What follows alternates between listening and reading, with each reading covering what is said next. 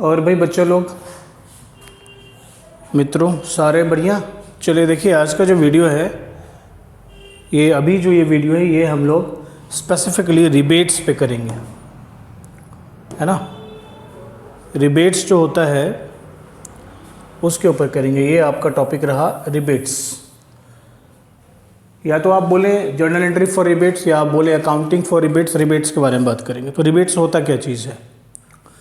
Rebates जो है क्या है कि जब आपने माल खरीद लिया, माल आपके पास डिलीवर हो गया, यानी गुड्स जब डिलीवर हो गया या सर्विसेज जब डिलीवर हो गई, और सर्विसेज या गुड्स उस पैमाने पे नहीं है, उस पैरामीटर पे नहीं है जिसकी आपसे बात हुई थी या जिसका आपको फाइनल हुआ था, है ना। या तो गुड्स है या वो सर्विसेज हो। जिस टाइप की सर्विसेज की बात हुई थी वो सर्विसेज आपको नहीं मिली, कहीं ना कहीं डेफिशिएंसी आई सर्विसेज में, या कहीं ना कहीं गुड्स में जो है वो डेफिशिएंसी है ना। तो उस केस में जो बायर होता है, यानी जो यूजर होता है सर्विसेज का, या जो गुड्स का बायर होता है, प्रोडक्ट्स का बायर होता है, वो सप्लायर को कहता है कि देखो भाई, तुम्हारा जिस हिसाब से हमारी बातचीत हुई थी या जो हमारा पैरामीटर था, जो हमारा सैंपल था, उस हिसाब से तुम्हारी गुड्स नहीं है, या जो हमारी सर्विसेज के पैरामीटर्स फिक्स हुए थे वैसे सर्विसेज आपने नहीं दी हैं। तो अब हमको इसमें फर्दर कंपनसेशन के लिए हमको फर्दर आप छूट दीजिए। हम ये पैसा, जो बात हुई थी वो तो जिस सैंपल के लिए हुई थी उस सैंपल के लिए हुई थी, जो सेल जिस सैंपल के लिए हुई थी उस सैंपल के लिए हुई थी। अब तो देखो, वो सैंपल के हिसाब से ना आपकी गुड्स हैं, ना पैरामीटर के हिसाब से आपकी सर्विसेज हैं, तो आपको तो इसको कंपनसेट करना पड़ेगा।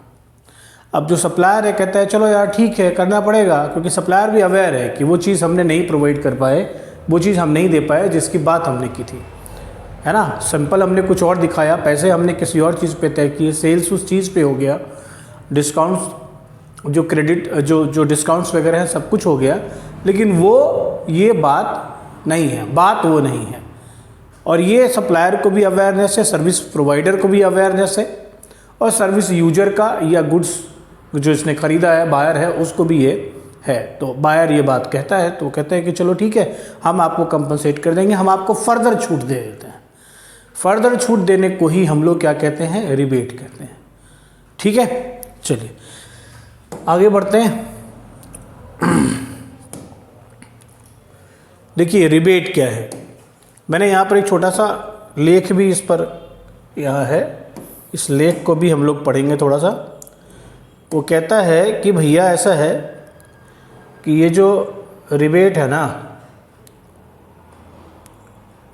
ये तुम्हारी कुछ इस तरीके से, rebate is also a discount allowed by the seller of goods but for the reasons other than for which trade discount and cash discount are allowed. ठीक, यानी एक ट्रेड डिस्काउंट और कैश डिस्काउंट जो मिला था आपको उससे अलग हटके है, लेकिन ये है एक तरीके का डिस्काउंट ही। एग्जाम्पल के तौर पर, रिबेट में be allowed for poor quality of goods sold being not as per specification etcetera.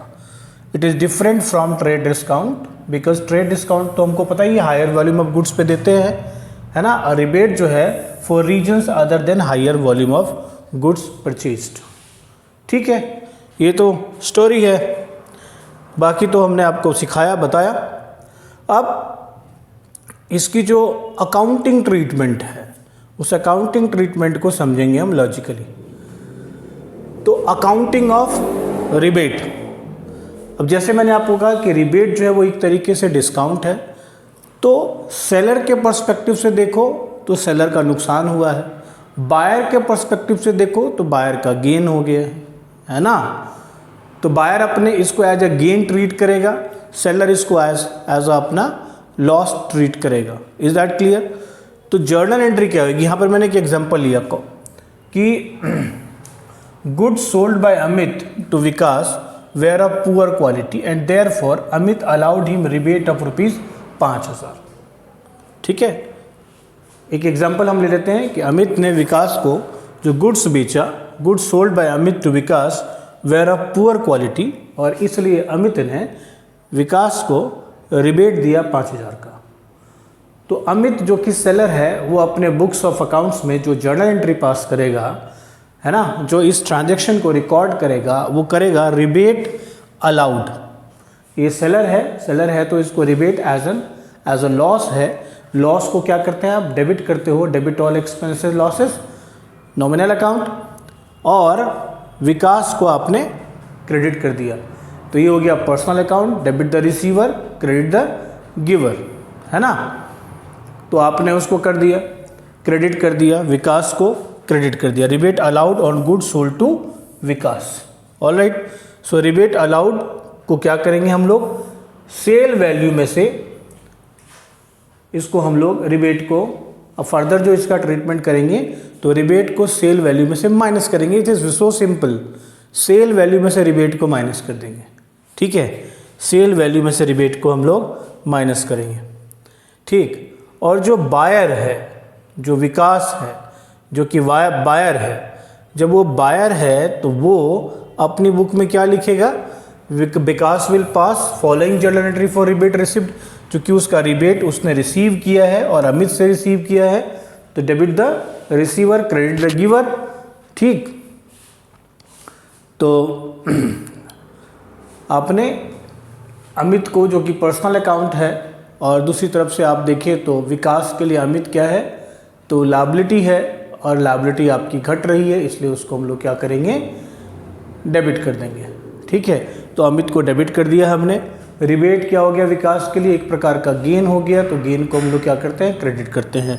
तो हमने लिख दिया Amit to rebate received. Alright, यहाँ तक तो कहानी हो गई, इस बात को समझ गए आप। तो रिबेट के ऊपर ये बहुत ही छोटा सा हिस्सा था रिबेट, और रिबेट के ऊपर हमारी कहानी यहीं पे समाप्त होती है। और अगर मैं और बोलना चाहूँ, मैं बहुत कुछ बोल सकता हूँ रिबेट के ऊपर, लेकिन बस इसको यहीं पर रखते हैं। इतने से आपका काम चल जाएगा, इतने से आप अब अगर आप ये देखो कि यार रिबेट कब है, तो सेल वैल्यू में से माइनस कर देंगे, और जो फिर फंड बचेगा उस फंड पे काम करेंगे, ठीक है ना। स्टोरी समझ में आ गई। उसके बाद कैश डिस्काउंट की बात करेंगे चलिए, ठीक है। तो फिर रिबेट को लेकर के ये कथा यहीं समाप्त होती है। आपका बहुत बहुत धन्यवाद। जय हिंद, जय भारत।